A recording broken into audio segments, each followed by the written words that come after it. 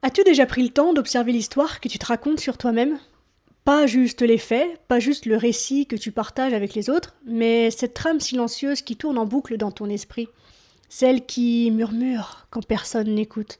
Celle qui dicte sans que tu ne t'en rendes compte la manière dont tu te vois, dont tu te tiens dans le monde, dont tu prends tes décisions ou dont tu t'empêches d'en prendre. Tu vois, on croit souvent qu'on raconte notre passé de façon objective, que ce qu'on a vécu est un fait figé, une ligne du temps que l'on déroule comme une évidence. Mais est-ce que c'est vrai? Ou est-ce qu'on choisit plutôt, sans même s'en apercevoir, de mettre en lumière certaines parties de notre histoire, tout en laissant d'autres dans l'ombre? Et si ton histoire n'était pas un livre figé, mais un récit en perpétuelle réécriture?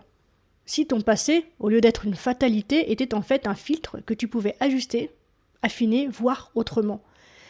Si, au lieu de subir l'histoire que tu te racontes, tu pouvais en devenir l'auteur? Ce n'est pas une idée confortable, parce qu'elle implique une chose essentielle, que nous avons plus de pouvoir que ce que nous croyons, que nous ne sommes pas condamnés à porter éternellement les mêmes récits, à rejouer encore et encore et encore les mêmes schémas, et que peut-être, en réalité, nous avons le choix. Eh bien, dans cet épisode, je t'invite à explorer cette idée. Non pas pour nier ce que tu as vécu, ou pour le minimiser, non pas pour faire comme si tout était parfait, mais pour plutôt questionner la manière dont ton histoire, aujourd'hui, façonne encore ta vie, et voir si tu es prêt ou prête à la relire autrement. Parce qu'au fond, ce n'est pas ce qui s'est passé qui nous limite, c'est ce qu'on continue à croire sur ce qui s'est passé. Alors, plongeons ensemble dans cette exploration. Bienvenue dans Bien avec soi, le podcast conçu pour t'accompagner sur le chemin de la révélation de soi en éclairant tes zones d'ombre pour te permettre de te rencontrer dans ta complétude. Je t'invite à un voyage intérieur où le slow coaching, l'équanimité et la force intérieure sont au cœur de chaque étape. Ici, il n'est plus question de se réparer, mais de se révéler pleinement en embrassant toutes les facettes de ton être. Dans ce podcast, je partage avec toi des réflexions sur le shadow work, la non-dualité, la dépolarisation et l'unité, ainsi que mes propres apprentissages. Mon souhait est de t'offrir un espace de réflexion et de paix pour que tu puisses avancer sereinement vers la liberté d'être toi-même. Je suis Marie Perron, coach spécialisée dans le slow coaching et je suis ravie de t'accueillir dans ce tout nouvel épisode. Quand on parle de son passé, on a tendance à croire qu'on raconte des faits. Des événements qui se sont déroulés objectivement, d'une certaine manière. Mais en réalité, on ne raconte jamais les faits. On raconte notre version des faits. Et ça change tout. Notre perception teintée par nos émotions, notre vécu, nos croyances. Deux personnes qui ont vécu exactement la même situation peuvent en faire deux récits totalement différents. Et c'est là que ça devient intéressant. Parce que si notre histoire est une perception, alors elle peut évoluer. Elle n'est pas une prison définitive. C'est comme si notre vie était un livre dont les chapitres sont écrits à l'encre indélébile.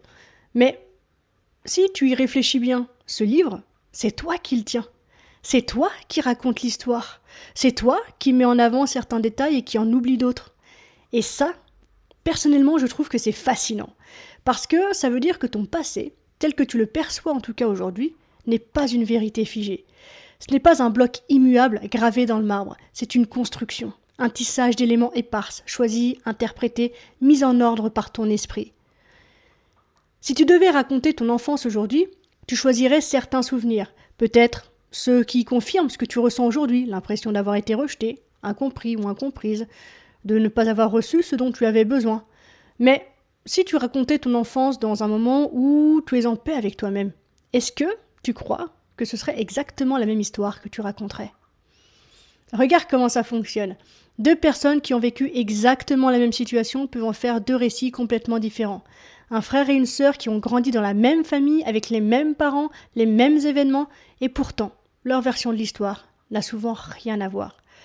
L'un va pouvoir dire « on a toujours été laissés à nous-mêmes, nos parents ne nous ont jamais donné d'amour ».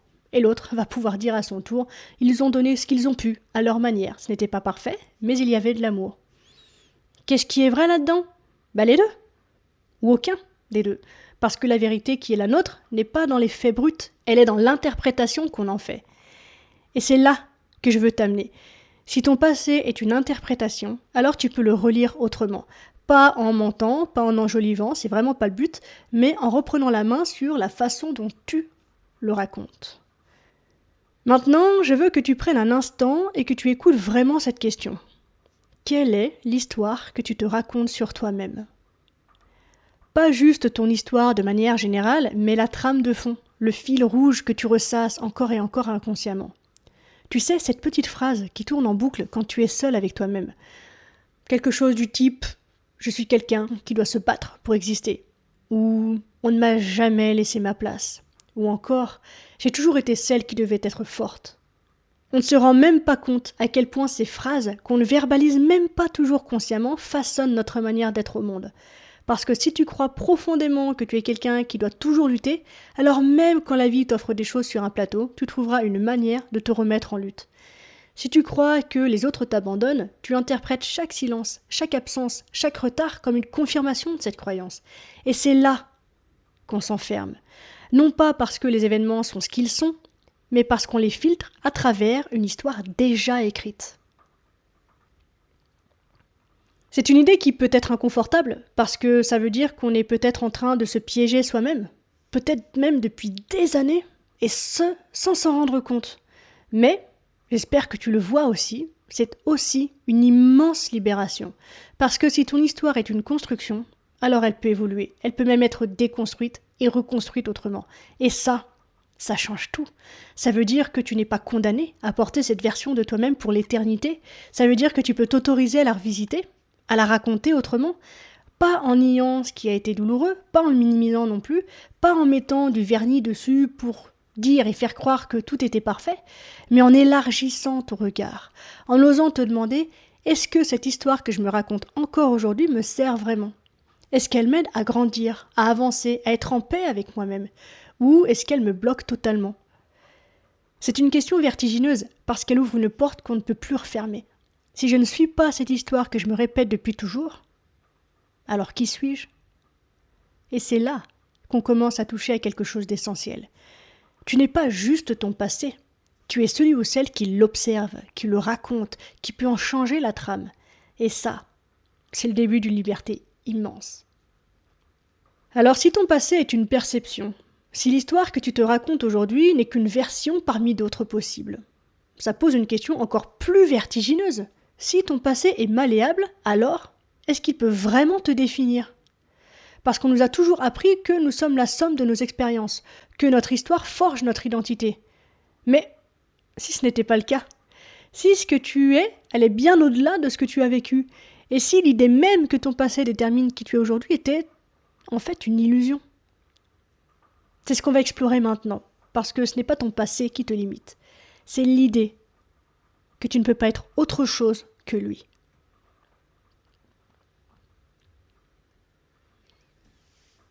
Qui es-tu ?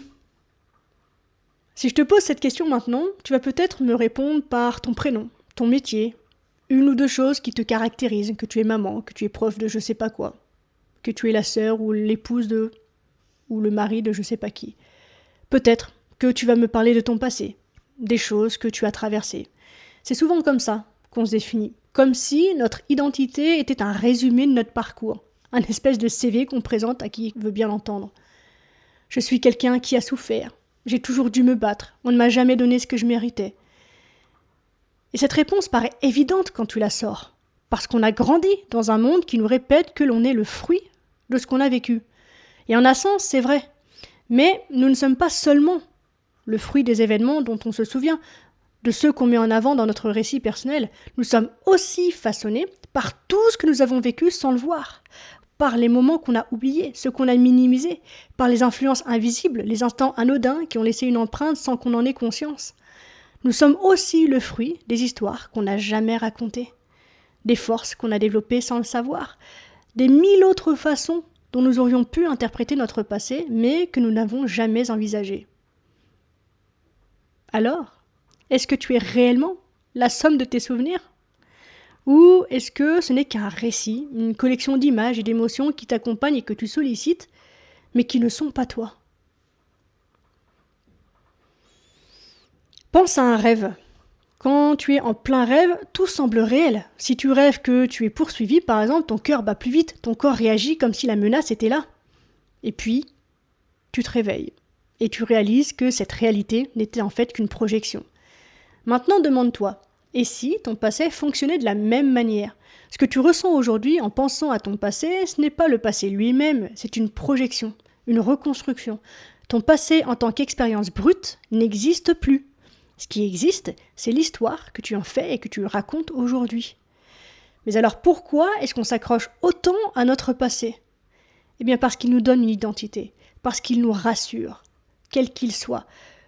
Tu vois, l'identité, ce n'est pas seulement ce qu'on est, c'est aussi ce qu'on sait de nous-mêmes, c'est ce qu'on a appris à croire sur nous.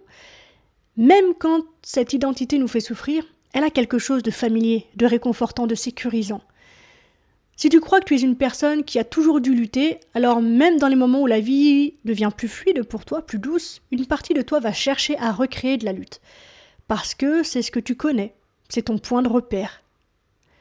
Si tu crois que tu es une personne qui a été trahie, tu vas inconsciemment être attiré par des situations qui confirment cette croyance, parce qu'au moins, c'est un terrain connu. On pense qu'on veut être libre, mais en réalité, on veut être cohérent.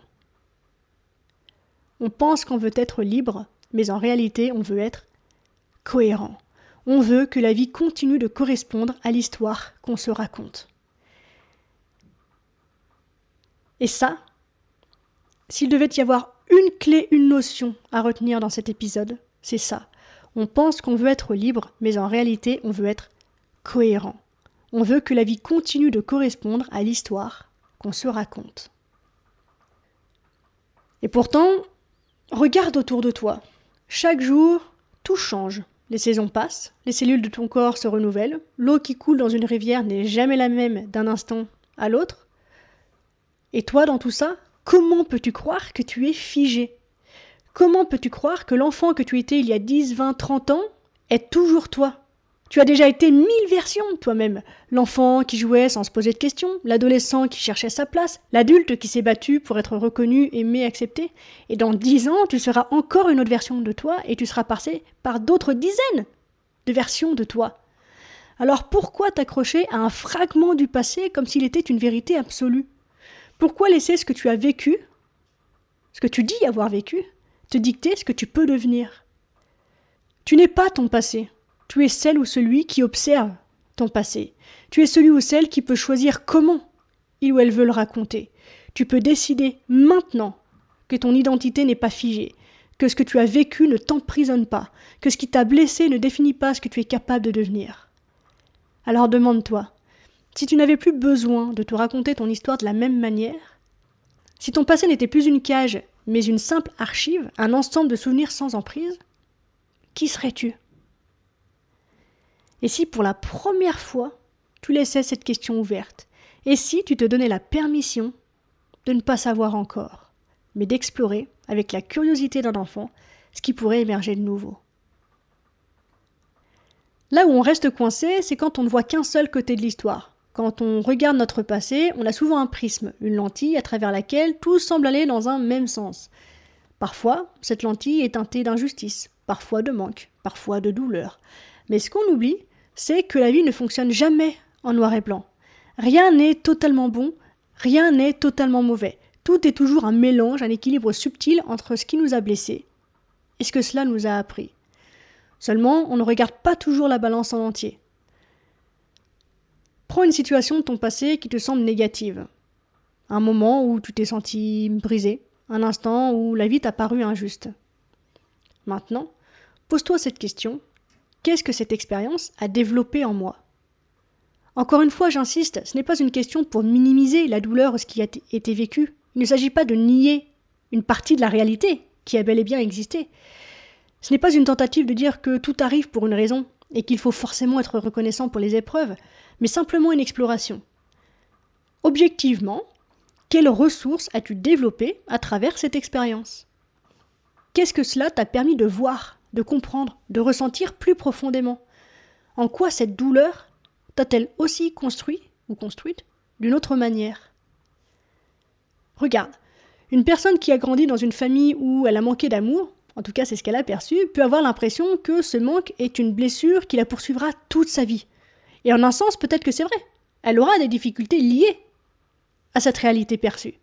Mais ce manque a peut-être aussi développé en elle une immense capacité à ressentir les autres, une hypersensibilité qui lui permet de percevoir des choses que d'autres ne voient pas. Quelqu'un qui a connu, je sais pas, l'abandon par exemple, peut porter cette douleur comme un poids, mais il peut aussi voir que cette solitude forcée l'a amené à développer une force intérieure, une capacité à être bien avec lui-même, à ne pas dépendre du regard des autres, justement. Et je sais, sincèrement, que ça peut sembler provocateur, parce qu'il y a des blessures qu'on n'a pas envie de regarder autrement, des blessures dont on pense qu'elles ne contiennent rien d'autre que de la souffrance. Mais si tu prends un instant pour élargir ton regard, peut-être que tu verras qu'il y a plus que ce que tu croyais. La vie est une danse entre les polarités. Rien n'est jamais unilatéral. Même dans la nature, tout fonctionne en équilibre. L'ombre donne du relief à la lumière. La nuit fait exister le jour. Le froid rend le chaud perceptible. Et pourtant, nous, dans notre propre histoire, on oublie totalement cette loi. On fige les événements dans une seule case. On garde certains souvenirs dans un tiroir douleur et d'autres dans un tiroir réussite.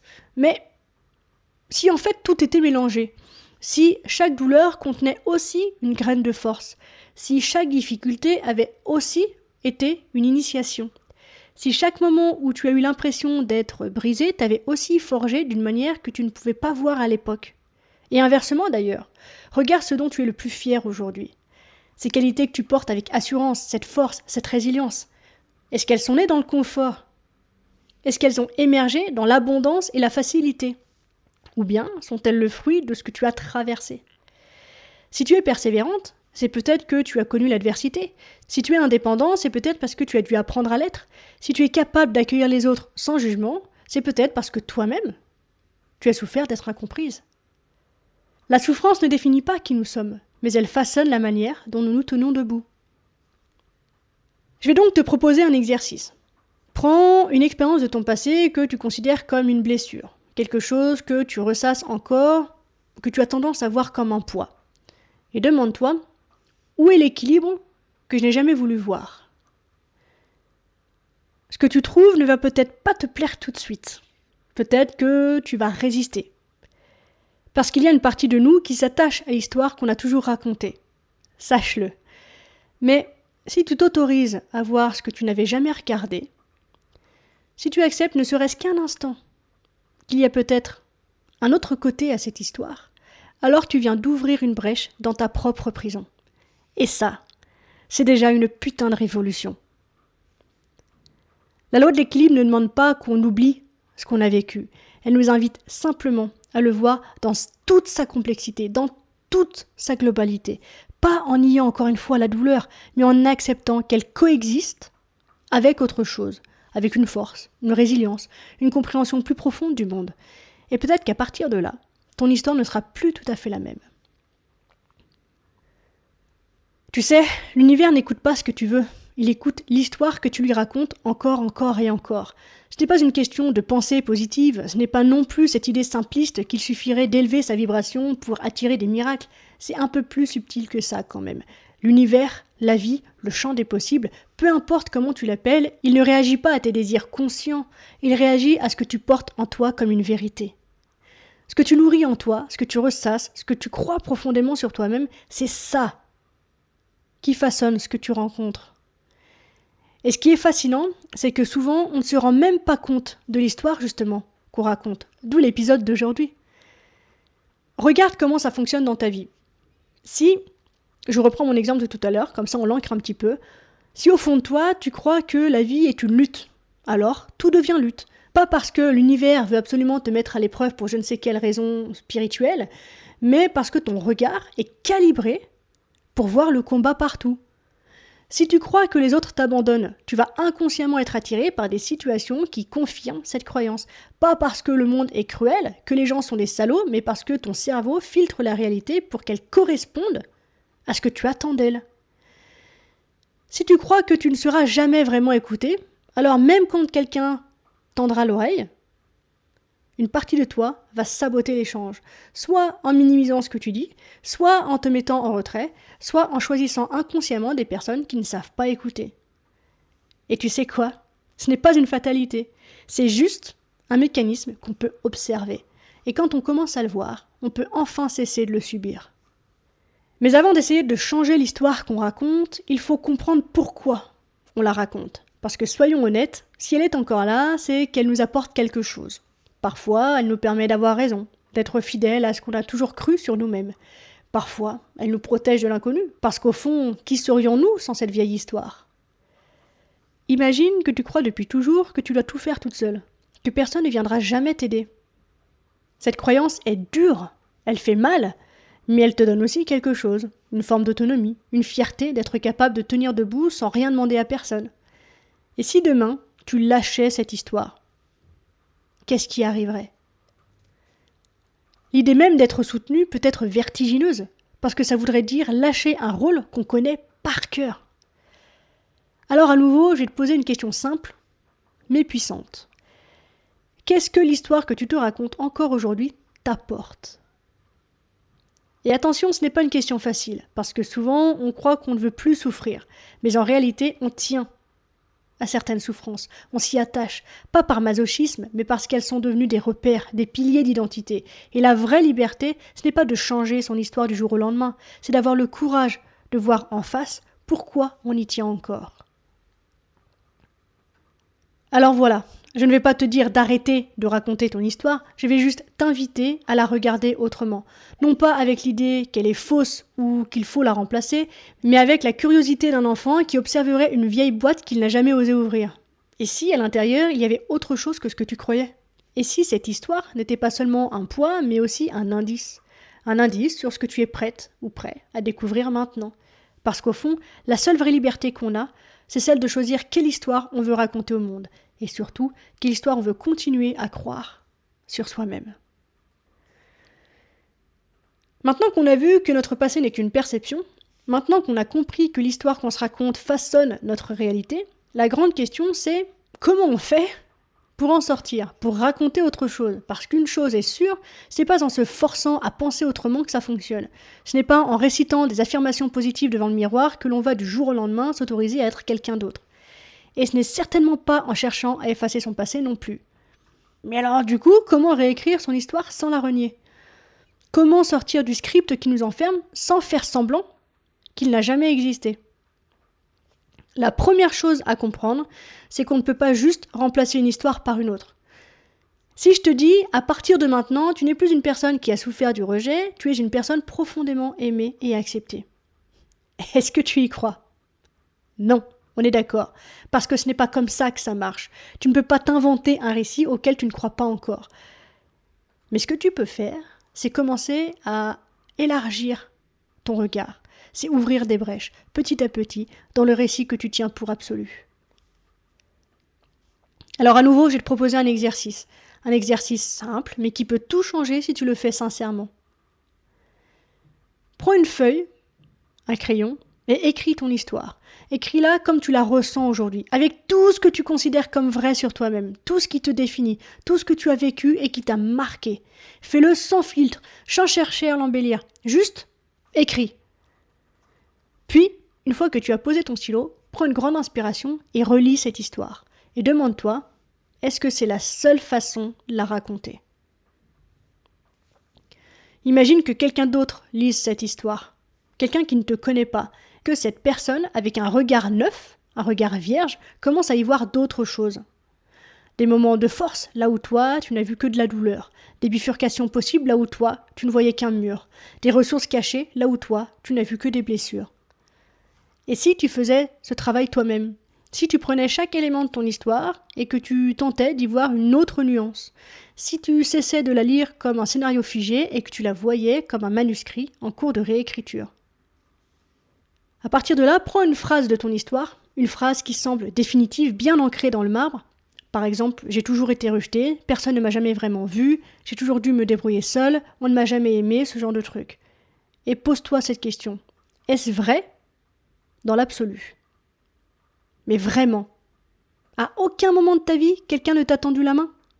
À aucun instant, quelqu'un ne t'a regardé avec bienveillance, même si ce n'était pas la personne que tu attendais?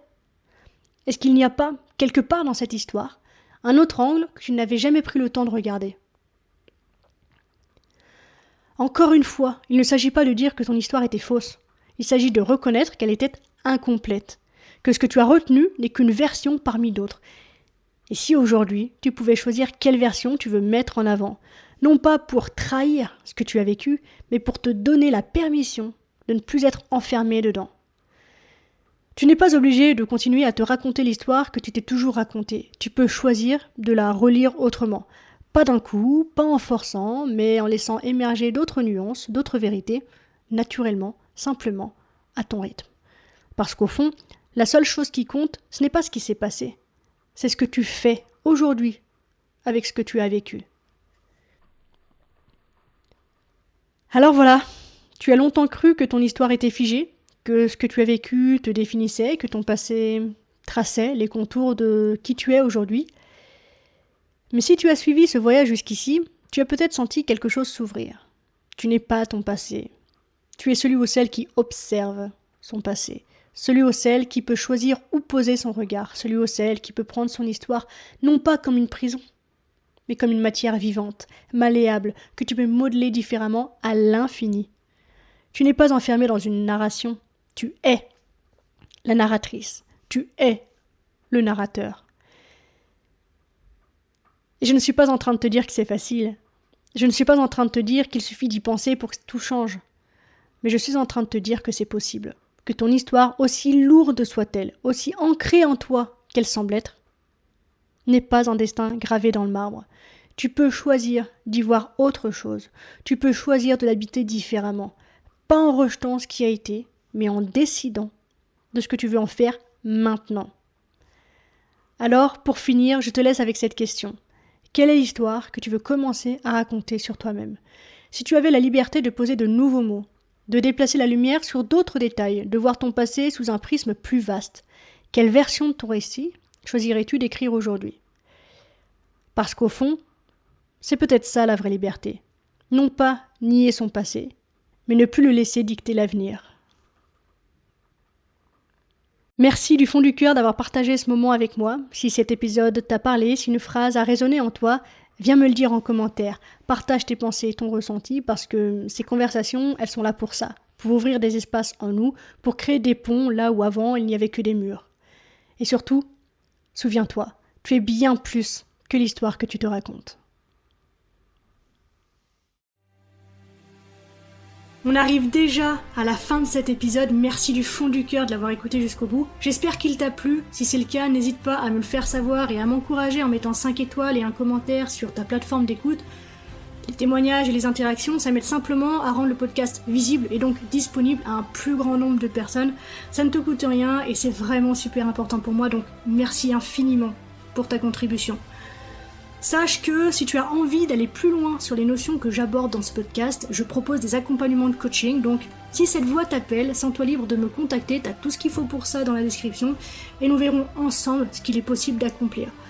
Voilà, on se retrouve très vite dans un nouvel épisode, d'ici là, prends soin de toi, sois reconnaissant envers la vie, et surtout n'oublie jamais que tu es la personne la plus importante de ta vie, et que de ce fait, tu mérites ce qu'il y a de meilleur.